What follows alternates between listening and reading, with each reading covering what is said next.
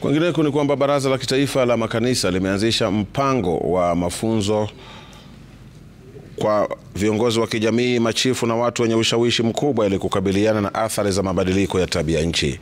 Wakati wa mkutano uliofanyika huko Kabarnet, ilibainika kuwa mafuriko na ukosefu wa usalama ni matokeo halisi ya mabadiliko ya tabia nchi ambayo kwa kiasi kikubwa husababishwa na shughuli za kibinadamu. Kulingana na Silas Konkwe, afisa mkuu wa mazingira, jamii za Baringo huwa na desturi ya kufuga mifugo kupita kiasi.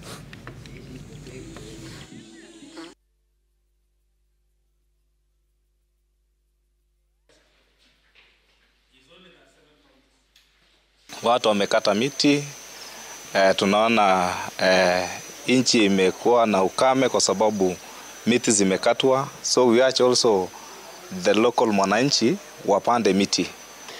Hii vita ya climate change ni vita ya dunia, na tunataka tushikane na mashirika na serikali kupigana na hii changa la climate change. Wakati kunakuwa na ukame, inafanya wafugaji wanahama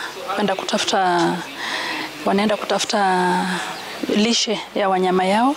Katika hiyo hali ya kwenda kutafuta lishe ndio inaleta shida ya kupigana, inaleta mambo ya watu wanapigana kwa sababu ya kung'ang'ania maji na tena nyasi. We have been supported by NCCK, National Council of Churches of Kenya, to support in training or capacitating what climate change committees and even faith-based institutions in the communities who work within these communities, in order so that we can be able to change the way they think about climate change.